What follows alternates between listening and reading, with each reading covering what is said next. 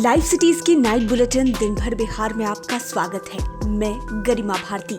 सबसे पहले आज की सुर्खियों पर एक नजर। भले ही मौसम का मिजाज ठंडा है, लेकिन बिहार का सियासी पारा चरम पर है। महागठबंधन में नहीं बनी बात, आरजेडी अपने उम्मीदवार पर अड़ा। राजद प्रमुख लालू यादव ने कुशेश्वर स्थान के बहाने कांग्रेस पर किया सीधा हमला। लालू ने कहा, हम पेड़ के नीचे टिकट बांटते थे और आपका आला कमान दिल्ली में सोचता था। लालू के जेल वाले बयान पर सीएम नीतीश कुमार ने सुना दी खड़ी खड़ी। बोले वो जेल में ऐसा करते रहे हैं। एनडीए के दोनों प्रत्याशियों ने आज उपचुनाव के लिए किया नामांकन।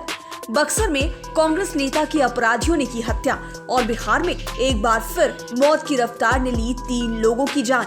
अब खबरें विस्तार से। बिहार में भले ही मौसम का मिजाज ठंडा है, लेकिन सियासी टेम्परेचर चरम पर है। आज दिन भर बिहार की सियासत गरमाई रही।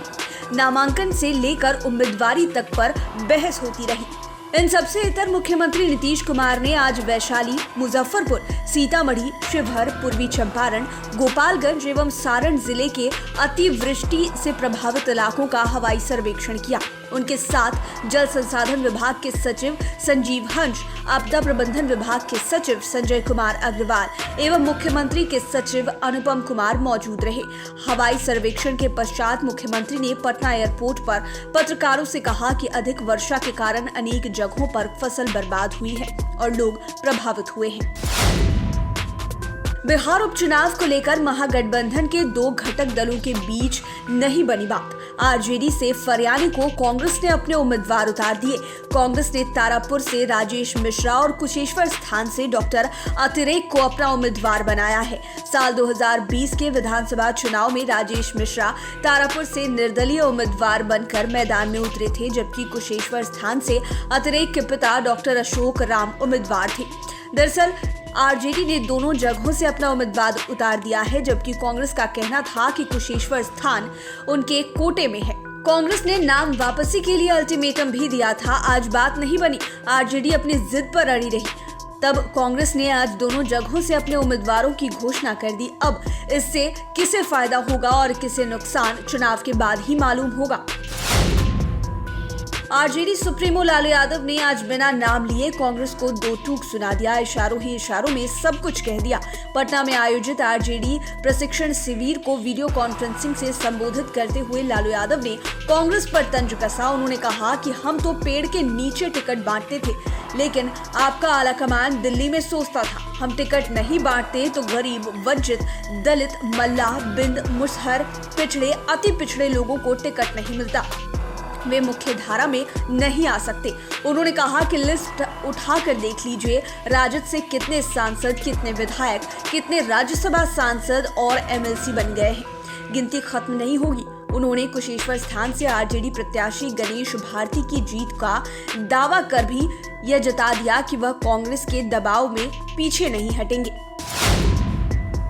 सीएम नीतीश कुमार ने आज जेल वाले बयान को लेकर लालू यादव पर निशाना साधा। दरअसल लालू ने अपने संबोधन में कहा था कि राजद के नेताओं और कार्यकर्ताओं से जेल जाने के नाम पर डरना नहीं चाहिए। साथ ही लालू ने यह भी कहा कि जल्द ही वे बिहार आकर चुनाव का प्रचार करेंगे। इसी पर पत्रकारों ने सीएम से सवाल दागा।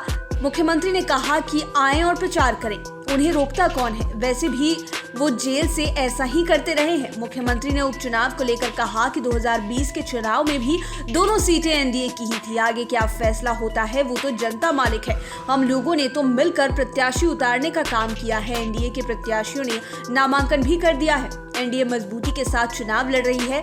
इस पर जनता को फैसला लेना है। हम लोग कोई दावा नहीं करते हैं। बाकी कौन क्या बोलता है, किस भाषा का प्रयोग करता है, हम लोगों को इससे कोई मतलब नहीं है।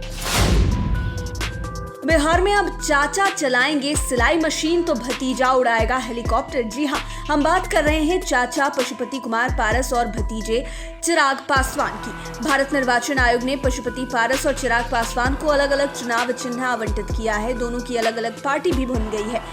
भारत निर्वाचन आयोग ने बिहार विधानसभा उपचुनाव के लिए दोनों गुटों को चुनाव चिन्ह आवंटित कर दिया है। दोनों के आग्रह पर विचार करते हुए दोनों की पार्टियों का नाम भी दिया गया है। चिराग पासवान की पार्टी का नाम होगा लोक जनशक्ति पार्टी रामविलास, जबकि पशुपति कुमार पारस की पार्टी का नाम होगा राष्ट्रीय लोक जनशक्ति पार्टी। आपको बता दें कि चाचा और भतीजे में गुटबाजी की वजह से निर्वाचन आयोग ने पिछले सप्ताह लोजपा नाम और उसके चुनाव चिन्ह बंगले को फ्रीज कर दिया था। बिहार उपचुनाव के लिए आज से नामांकन शुरू हो गया। तारापुर और कुशेश्वर स्थान से आज दोनों एनडीए प्रत्याशियों ने नामांकन के पर्चे भरे। तारापुर से जेडीयू के राजीव सिंह तथा कुशेश्वर स्थान से जेडीयू के ही अमन भूषण हजारे ने नामांकन कराया। दोनों ही जगहों पर एनडीए प्रत्याशियों के साथ समर्थकों का हुजूम था। जेडीयू के राष्ट्रीय अध्यक्ष ललन सिंह और संसदीय बोर्ड के अध्यक्ष उपेंद्र कुशवाहा समेत आधे दर्जन से अधिक मंत्री वहां शामिल हुए, जबकि कुशेश्वर स्थान में केंद्रीय इस्पात मंत्री आरसीपी सिंह समेत कई भी मंत्री वहां शामिल हुए।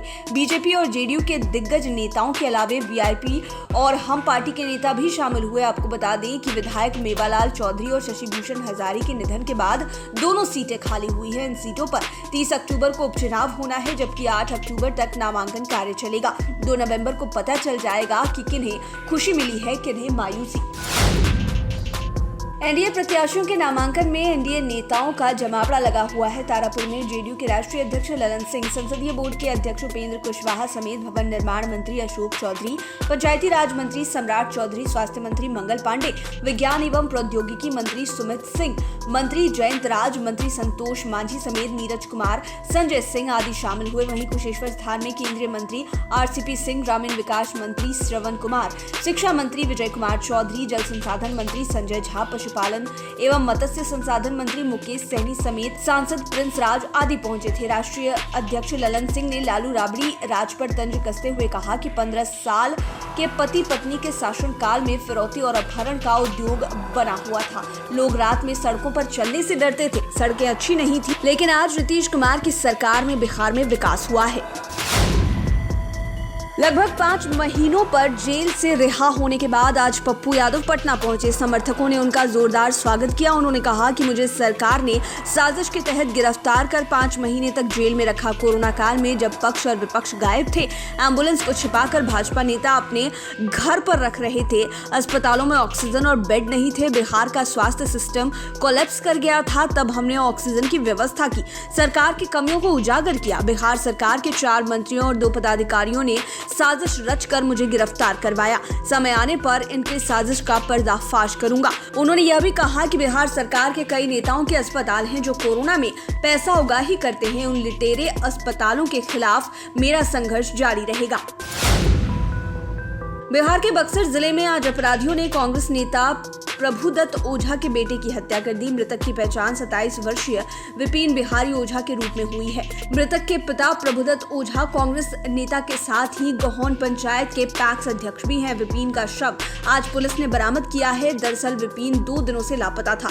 थाने में अपहरण की प्राथमिकी दर्ज कराई गई थी। पुलिस के अनुसार विपिन का शव आज सुबह धर्मावती नदी के धन छपरा घाट के सामने से बरामद किया गया है। शव बरामद होने की सूचना के बाद पूरे क्षेत्र में सनसनी मच गई है। पुलिस का यह भी कहना है कि यह मामला प्रेम प्रसंग का है।